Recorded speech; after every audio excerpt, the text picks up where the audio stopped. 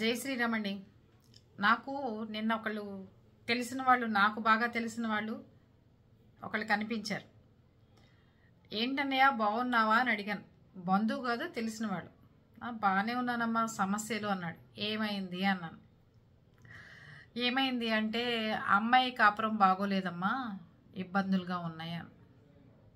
ఎందుకని అంటే అత్తగారులు మామగారులు అందరూ ఇబ్బంది పెడుతున్నారు, వాళ్ళు విసుగు తెప్పించేస్తున్నారు, పిల్లని ఇబ్బంది పెడుతున్నారు అన్నారు. మంచివాళ్ళు కాదా అంటే మంచివాళ్ళేనమ్మా, బాగానే చూసుకుంటారు. ఏమి ఇబ్బంది పెడుతున్నారు అంటే విడిగా వచ్చేయమంటున్నాను తల్లిదండ్రుల దగ్గర నుంచి, వాడు రానంటున్నాడు, అందుకని చెప్పి వాళ్ళు వెళ్ళిపోయి పోలీస్ కేసు పెట్టేసి వాళ్ళందరినీ లోపలేసి చెత్త కొట్టేస్తే అప్పుడు సరిపోతుందని చూస్తున్నానమ్మా అన్నాడు. నేను అతన్ని వరుసగా ఊరికే అన్నయ్య అంటాను. సరే అన్నయ్య, మరి పిల్ల భవిష్యత్తు ఏంటి? రాకపోతే పోనీ మీరే వెళ్ళి మధ్య మధ్యలో చూసుకుంటూ ఉండండి.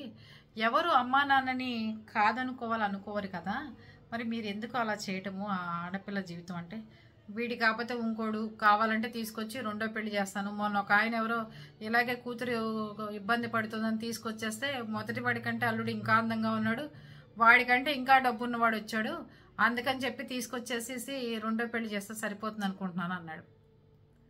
నాకు చాలా ఆశ్చర్యం అనిపించిందండి.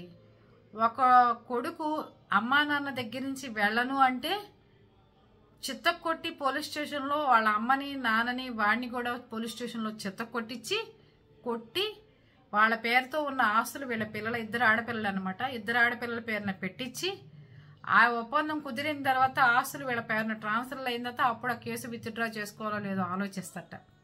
పోనీ భార్యని కొట్టి తిడుతున్నాడా, పోనీ లేదంటే భార్యనికి ఏమైనా ఇబ్బంది కలిగిస్తున్నాడా, పిల్లల చదువుల్లో ఇబ్బంది కలిగిస్తున్నాడా? కాదు, కూతురు అత్తమామ దగ్గర ఉండటం మాకు ఇష్టం లేదు, మాకు ఇష్టం లేని పని అల్లుడు చేస్తున్నాడు కాబట్టి అల్లుడు అమ్మానని అల్లుడిని చిత్త కొట్టించాలనే జయంతో అతను ఉన్నాడు.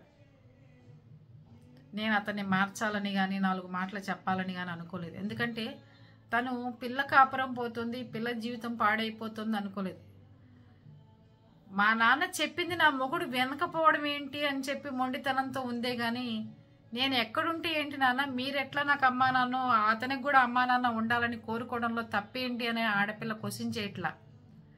మా అమ్మా నాన్న మాట నా మొగుడు ఎందుకు వింటాం, నా అమ్మా నాన్న చెప్తే వాడు వినాలి కదా అనుకుంటుందే తప్ప, నాకు సొంత అమ్మా నాన్న కావాలి, నా అమ్మకి కానీ నా నాన్నకి కానీ ఎంత బాధ కలుగుతుందో, నేను ఏదన్నా అయితే వాళ్ళు ఏదైనా చనిపోయిన తర్వాత నేను ఎలా ఏడుస్తానో, మగపిల్లాడు మొగుడు అనేవాడికి కూడా సొంత అమ్మా నాన్నలు ఉండాలి అని ఏ ఆడపిల్ల అయితే ఆలోచిస్తుందో, ఇంటికి వచ్చిన కోడలు వాళ్ళ కాపురం మాత్రం ఎప్పటికీ పాడైపోదు, బాగుంటుందని నా ఉద్దేశం. ప్రతి ఆడపిల్ల అర్థం చేసుకోండి దయచేసి. మీ అమ్మా నాన్న ఎలాంటి వాళ్ళో అత్త మామ కూడా అతనికి అలాంటి వాళ్ళే. మిమ్మల్ని ఇబ్బంది పెట్టి మిమ్మల్ని కొట్టి తిట్టి మీ జీవితాలు నాశనం చేసుకోవాల్సిన అత్తమామ ఉంటే అలాంటి వాళ్ళతో కలిసి ఉండమని ఎవరు చెప్పరు.